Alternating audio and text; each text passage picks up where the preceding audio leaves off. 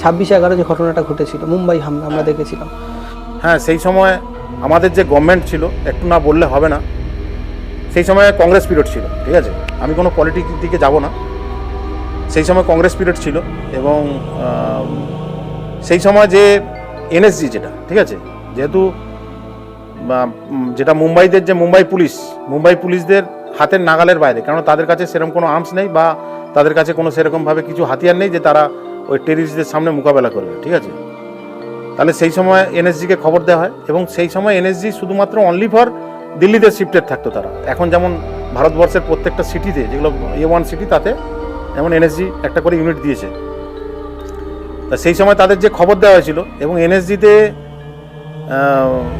যে মুভ হয়, যে তাদের যে খবর পৌঁছানোর পর তাদের যে মুভের যে টাইম, মানে কি বলবো, জাস্ট আধ ঘন্টার ভিতর তারা রেডি হয়ে বেরিয়ে যায়, এরকম একটা ব্যাপার। কিন্তু তাদেরকে টোটাল 6 থেকে 7 ঘন্টা ডিলে করে দেওয়া হয়েছিল, ঠিক আছে। এই ডিলে কেন করেছিল, কী জন্য করেছিল, এর সাথে কি তাহলে কোনো রাজনৈতিক নেতারা জড়িয়ে ছিল, অনেক কিছু খবর কিন্তু এর মধ্যে ভেসে ওঠে, ঠিক আছে।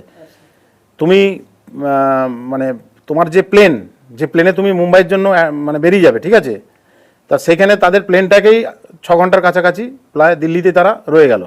কেন রয়ে গেল? তারা যদি 6 ঘন্টা আগে ঢুকতো তাহলে তো আরও ইনজুরি কমতো নাকি।